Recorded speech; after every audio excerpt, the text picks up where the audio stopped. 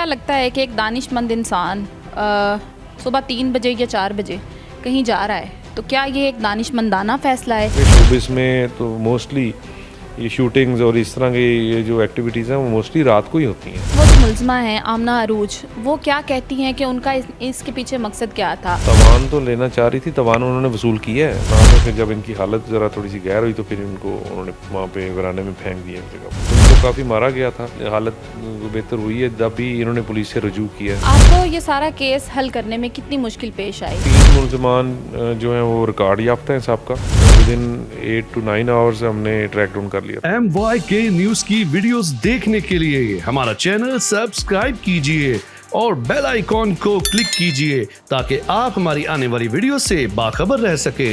अस्सलाम वालेकुम नाज़रीन, आप देख रहे हैं MYK न्यूज़ और मैं हूं आपके साथ सनम वकास। नाज़रीन, चंद रोज़ कबल खलीलुर रहमान कमर जो के एक नामवार राइटर हैं, उनके साथ एक अफसोसनाक वाक़या पेश आता है कि उनको अगवा कर लिया जाता है और अगवा कर उन पर तशद्दुद भी किया जाता है और अगवा बराए तावान भी मांगा जाता है। खलीलुर रहमान को अगवा करने वाली ये खातून आमना अरूज नामी थी, जिनका चंद रोज़ कबल खलीलुर रहमान से रब्ता हुआ था व्हाट्सएप के ज़रिए और उस लड़की के मुताबिक इनके दरमियान चंद तस्वीर का भी तबादला हुआ और खलीलुर रहमान कमर से उसकी बातें भी होती रही और फिर बातों के बाद मुलाकात का प्लान बना और वो प्लान आमना अरूज नामी जो खातून हैं उन्होंने बनाया कि खलीलुर रहमान कमर को उन्होंने अपने घर पर बुलाया और घर पर बुलाकर ही चंद साथियों को बुलाकर उनको अगवा कर लिया और अगवा बराए तावान मांगती रही और खलीलुर रहमान पर तशद्दुद करती रही।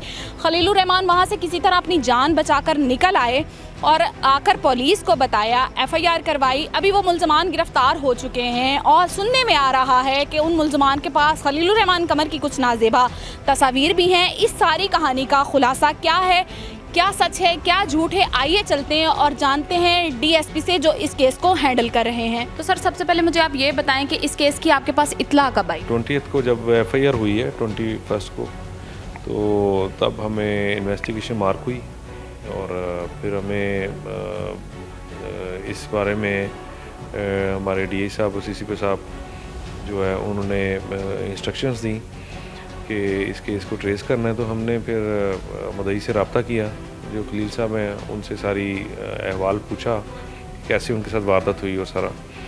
उसके बाद हमने फिर इस सारे गैंग को ट्रैक डाउन करना शुरू किया। वारदात के कितने दिन के बाद की बात है? वारदात गालिबन 15 और 16 की दरमियानी शब हुई और तकरीबन इंसिडेंट ये FIR जब लॉन्च हुई है तो तकरीबन 3-4 दिन, क्योंकि दरमियान में मुहर्रम के 2 दिन तो सारा मुल्क में लॉकडाउन था, आपको पता है 9-10 मुहर्रम की वैसे छुट्टी होती है, तो मोबाइल सर्विस भी जैम थी और फिर इशू भी चल रहा था मोबाइल का।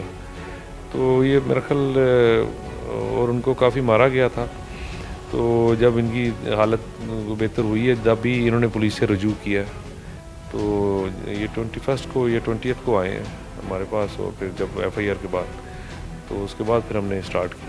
आपको ये सारा केस हल करने में कितनी मुश्किल पेश आई? आसान था इन मुल्ज़मान को पकड़ना? इनका कोई रिकॉर्ड था या बिल्कुल नए मुल्ज़िम हैं ये? 3 मुल्ज़मान जो हैं वो रिकॉर्ड याफ्ता हैं साहब का और बाकी जो है वो अभी उनका रिकॉर्ड सामने नहीं आया, लेकिन ये है कि मुश्किल पेश कोई इतनी ख़ास नहीं आई हमें। उसकी वजह है कि अल्लाह का शुक्र था, अल्लाह की बाकी मेहरबानी से हमने CCTV फुटेजेस और सारी मोबाइल लोकेशंस की मदद से उनको अल्हम्दुलिल्लाह विदिन 8 to 9 आवर्स हमने ट्रैक डाउन कर लिया। सर, अभी तक कितने लोग हैं जो अभी आप लोगों ने पकड़ लिए और मज़ीद सुनने में आ रहा है कि जिस्मानी रिमांड भी उनका जो है आप लोग लेना चाह रहे हैं? हमने अभी तक आउट ऑफ 16 हमने 12 लोग अभी गिरफ़्तार कर लिए हैं, जिसमें से जो हैं वो कुछ लोग शनाख्त परेड पे जा चुके हैं और तकरीबन एक जो खातून है उसका रिमांड ले लिया। ये सारे जो मुल्ज़िम हैं नॉमिनेट थे इसी केस में या इनमें से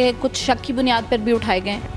नॉमिनेट जो FIR में है वो तो जो नामज़द है वो तो एक ही खातून है, लेकिन साथ उन्होंने जिक्र किया हुआ है कि 15-16 लोग हैं। सर, आप क्या समझते हैं कि ये जो इनके साथ एक नामवर राइटर हैं और एक समझदार इंसान है, इनके साथ ये वाक़या पेश आया है, क्या ये प्री प्लान था या चूँकि ये गए अपनी मर्ज़ी से हैं तो इसमें मतलब इसको आप किस नज़र से देखते हैं कि ये वो लोग प्रॉपर प्लान के साथ कर रहे थे इस सारी चीज़ को, इनको ट्रैप करने की कोशिश कर रहे थे, ये उनके ट्रैप में फंस चुके थे, या सडनली ये सारा कुछ हुआ? असल में इनको उन्होंने बाकायदा प्लान के तहत ही बुलवाया है, और जो ज़ाहिर बात है इसी चीज़ को हनी ट्रैप का नाम दिया जाता है कि वो किसी बहाने से बुला के, तो फिर उसको, अब उन्हें नहीं आइडिया था, अगर उन्हें आइडिया होता कि मेरे साथ आगे ये वाक़या पेश आने वाला तो शायद वो जाते ही ना वहाँ पे।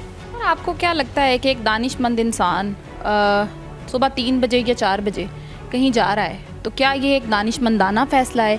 और अगर उन्हें बुलाया गया ड्रामा लिखने के लिए, और क्या उन्होंने पूछा नहीं कि क्या कौन सी प्रोडक्शन कंपनी है, किस कंपनी के लिए मेरे से ड्रामा लिखवाया जा रहा है, या फिर क्या उन्होंने उस चीज़ को इन्वेस्टिगेट नहीं किया, जानने की कोशिश नहीं की? क्योंकि आजकल तो नेट का दौर है, गूगल से आप कुछ भी सर्च कर सकते हो, कि ऐसे ही उन्होंने किसी लड़की ने, अननोन बंदे ने बुलाया और वो चले गए। ये वो बता रहे थे कि 10-15 दिन से राब्ते में थी, तो ज़ाहिर बात है कि एक कन्वर्सेशन उसने 10-15 दिन करने के बाद अपना एक एतमाद बहाल किया होगा, तभी ये गए हैं। और एक ड्रामा राइटर है, और आपको पता है कि शोबिस में तो मोस्टली ये शूटिंग्स और इस तरह की ये जो एक्टिविटीज़ हैं वो मोस्टली रात को ही होती हैं, और इनको वैसे भी वो बता रहे थे कि डॉक्टर्स ने मना किया हुआ है धूप में निकलने से, तो रात के वक्त जाने की एक रीज़न तो ये थी। दूसरे नंबर पे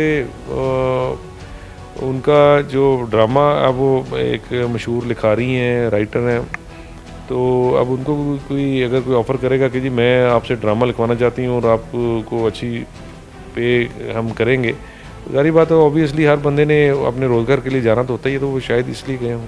सर, अभी तक वो जो मुलज़मा हैं आमना अरूज, वो क्या कहती हैं कि उनका इसके पीछे मकसद क्या था? अगर तो वो तावान लेना चाह रही थी, तो फिर इनको छोड़ क्यों दिया? मुलज़मा तावान तो लेना चाह रही थी, तावान उन्होंने वसूल किया है, उन्होंने बाकायदा 2,87,000 रुपया जो है इनके अकाउंट से निकलवाया है, और 1 करोड़ रुपया मांग रहे थे।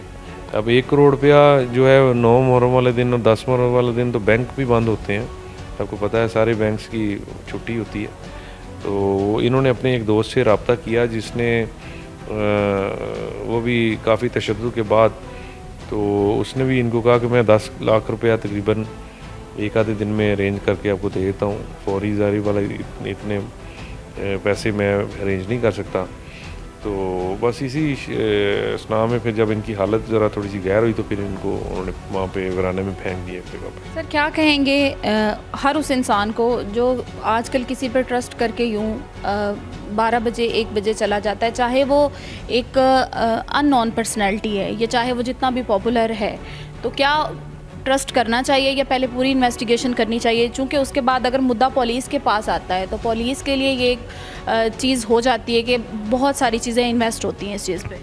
ज़ाहिर बात है सारों मतलब अननोन किसी भी बंदे के पास या किसी का तो उनके पास तो बिल्कुल नहीं जाना चाहिए जब तक कि आपको श्योरिटी ना हो कि ये लोग कौन है, उनकी बैकग्राउंड का ना पता हो।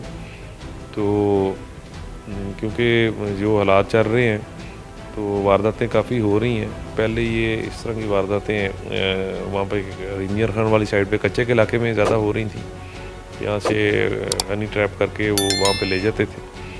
तो अब यहाँ पे भी गैंग इस तरह के ऑपरेट कर रहे हैं, तो एहतियात करनी चाहिए। किसी पे भी ट्रस्ट करने से पहले आप पूरी इन्वेस्टिगेशन कर लिया करें, क्योंकि अगर खलीलुर रहमान जैसे दानिशमंद इंसान ट्रैप हो सकते हैं तो आप भी ट्रैप हो सकते हैं।